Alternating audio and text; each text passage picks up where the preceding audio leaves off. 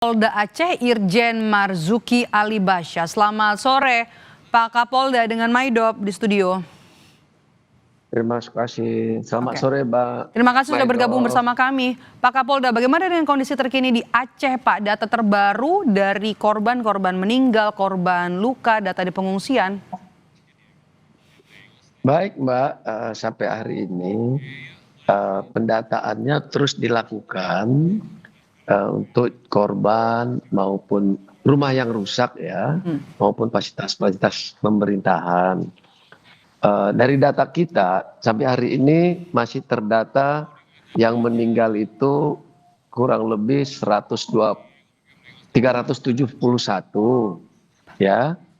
Kampung yang terdampak atau desa yang terdampak adalah 61% atau 3.978 desa. Sementara kecamatan yang terdampak adalah 80% atau 234 kecamatan. Itu, Mbak. Oke. Kalau untuk kondisi warga yang mengungsi, Pak, apa yang paling mereka butuhkan saat ini? Begini, Mbak, ini kan karena yang terdampak itu wilayah timur ya, oleh timur, itu merupakan dan dataran hamparan, lebih banyak hamparannya daripada pergunungan. Itu mereka berbatasan dengan laut langsung, sehingga mereka adalah menerima air terakhir dari gunung. Kita sulit mendata karena masih banyak kampung-kampung yang masih tergenang air dan desa-desa yang masih belum dapat tersentuh secara darat, namun dari udara terus tersentuh gitu, Mbak ya. Untuk dropping makanan dari data yang kita terima di BNPB itu semua kecamatan memang sudah dapat dropping. Namun kebutuhannya kan kita tidak maksimal karena daya angkutnya memang terbatas. Pada prinsipnya kami mendropping dulu walau sedikit tapi semua terasa. Terus sekarang jalan-jalan yang sudah terbuka baru kita lewat laut dan darat. Nah ini sedang dikirimkan dan standby helikopter udah lebih dari 10. Hercules 2, pesawat-pesawat kecil lainnya juga banyak.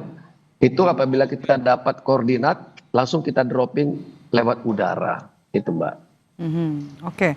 Dropping makanan yang diutamakan ya, kan ini bantuan juga dibutuhkan Aceh Tamiang, Aceh Utara, kemudian juga ada Aceh Tengah. Kita bahas dulu untuk Aceh Tamiang. Kemarin kan Anda sempat mengunjungi ya Aceh Tamiang, bahkan Anda menyebut Pak kalau Aceh Tamiang ini seperti kota mati begitu ya. Bisa diceritakan bagaimana kondisi di sana, bagaimana pengungsi dan juga dampak kerusakannya, Pak?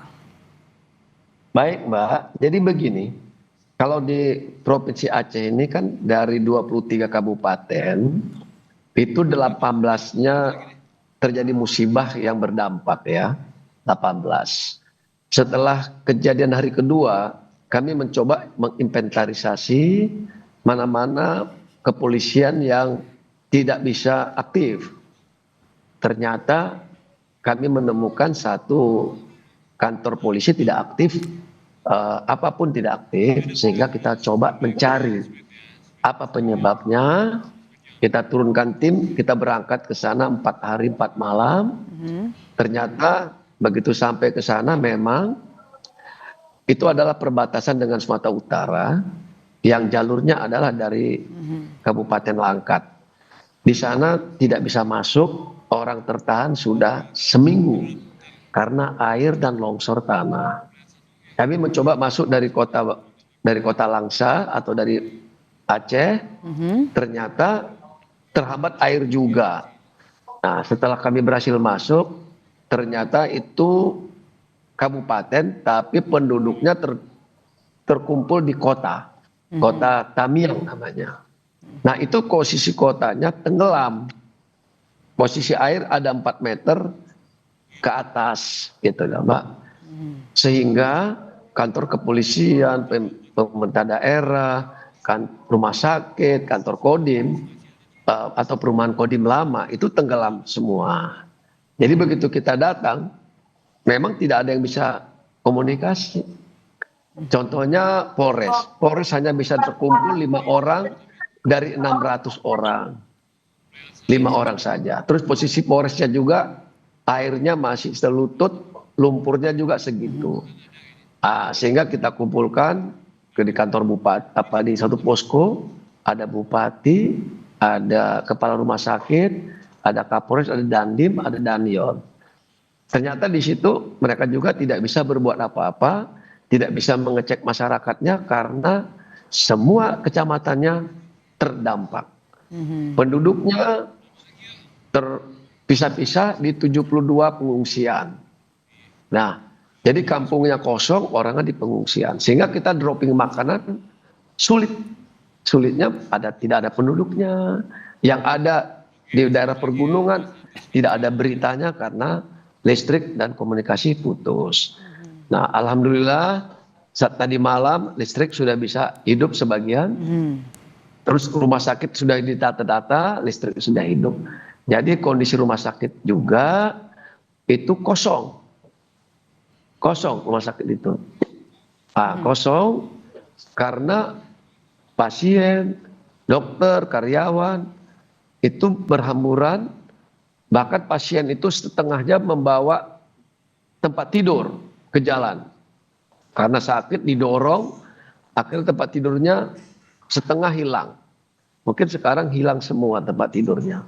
Nah seperti itu, setelah itu kami mencoba keluar dari Tamiang ke kota sebelah Langsa untuk mengumpulkan kekuatan berhubungan dengan pemerintah pusat.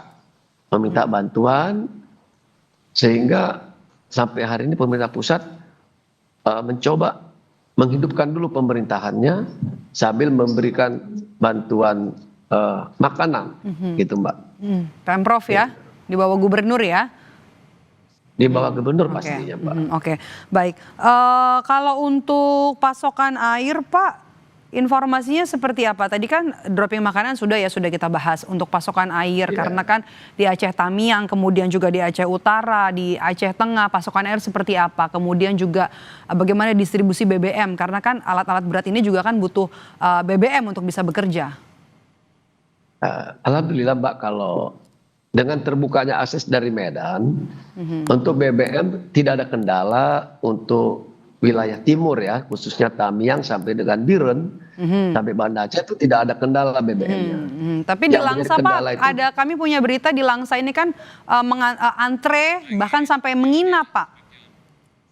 Begini Mbak, ini kan terjadi